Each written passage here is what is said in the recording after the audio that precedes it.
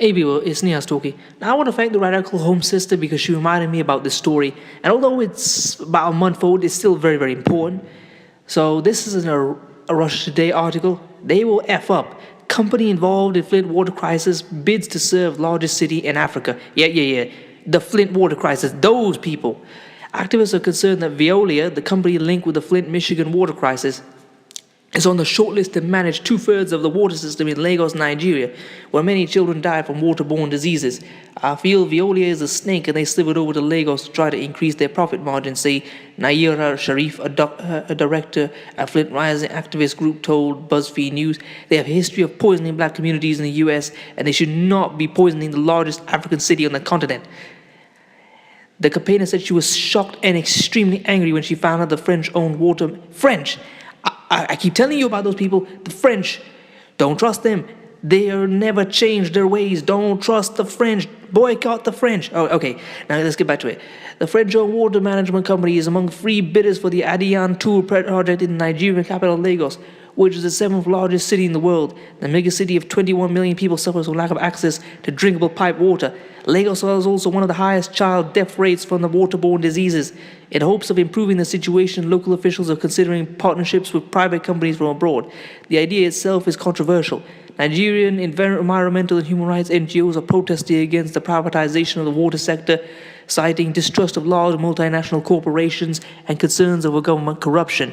They are drawing attention to high-profile controversies surrounding Veolia and two other bidders, Spanish company Abengoa and Dubai-based Metito overseas.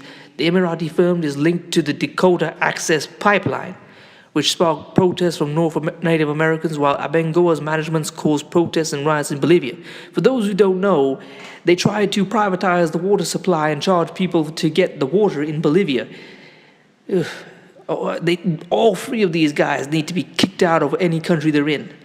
In July 23, U.S. lawmakers, many of whom are members of the Congressional Black Caucus, wrote a letter in solidarity with the Nigerian activists decrying water privatization. I want to just say something. It's good that they're standing up for what's happening in Nigeria, but where is this energy for Flint? We've been seeing millions and millions and millions, just being spent. It would just take a couple of $100 million to fix the pipes in Flint. Why is nothing being done? Where is the energy enthusiasm for black people in the United States? Oh, wait a minute. They want to help black people as long as they're not in their own backyard. Like, if they're foreign, then they can get approval from their white voters and not have to be seen to be giving into black voters' demands or helping them out. Isn't that right? Oh, it's embarrassing. We need to hold them to task for that. Why are they not helping black people in America, but trying to score points by helping people in Africa? Again, both are important, but they should be helping both, not one or the other. All right. Let's see, where was I? The proposed privatization introduces significant government's challenges that can erode democratic control and oversight, including the government's ability to regulate in the public interest, the lawmakers warned. A similar letter was penned in Congress in 2015. Too right. Here in England, do you know Thames Water is owned by Australians? Yeah, that's right. The water pumped out of the River Thames is now owned by Australians. It's insanity.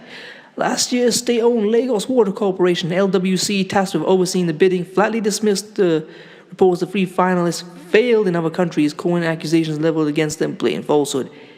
Okay, well, we know where the LWC stands. They've been paid off. I'm going to guess. It sounds like it. Again, I'm not going to say that they have, but their behavior and the statements they're coming out with sound that they're not acting in the public best interest. Speaking to BuzzFeed News, a manager at LWC said the checks and balances in the procurement process will ensure that the public is not paying for the inefficiency of the investor. The campaigns, both in Flint and in Nigeria, insist that the state government's assurances are not enough. They argue that Veolia's North American branch is currently being sued for its alleged role in water contamination in Flint, Michigan. In the lawsuit filed by the state of Michigan, the company is accused of professional negligence, fraud, and public nuisance for allegedly falsifying the studies on the town's water system and making fraudulent statements. Veolia denies the allegations of wrongdoing. Well, of course they would. The crisis, which started in 2014, caused massive lead poisoning, resulting in long-lasting health problems for residents. Among the reported effects from drinking water in Flint was a spike in fetal deaths and a dramatic deterioration in local children's reading abilities. Activists fear Veolia's involvement in Nigeria can end with a similar crisis, but on a larger scale and with more victims. I know with the population of Lagos, it's just going to have a large inverse impact on when Veolia F's up, because it's going to happen, Flint-based campaigner Sharif said, cited by BuzzFeed News. Tanji Buhari, a water project officer with a local NGO in Lagos, stressed that Veolia are the company behind Flint, and that should be alarming.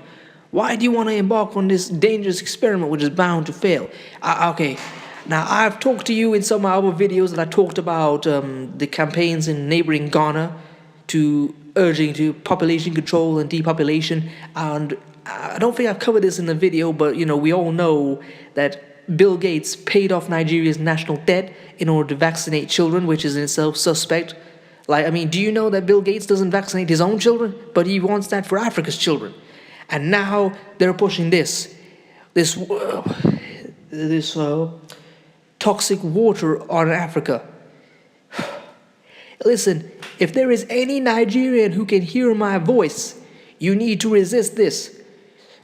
This is a matter of life and death. Water is life. These foreign companies and their destructive ways must be pushed out of Africa. The LWC must retain control of the water. The water supply must never leave control of Nigeria's government or the control of Lagos City Council or city government. Because when it does, we're going to see a tragedy. And the Nigerians are going to be paying for this crisis. They haven't even fixed Flint. And Flint is a town of what? About 200,000 people? It's tiny compared to Lagos. Just imagine if they create a similar crisis, how much is going to time and energy is going to fix to repair the water supply, assuming that's the same problem that happens in a city of 21 million people. Anyway, I've gone on long enough. Please comment, rate, share, and subscribe. If you want to support this channel, I'll leave the PayPal in the description. You can find my Instagram there. Please share this, turn on your notifications if you subscribe. Peace, family.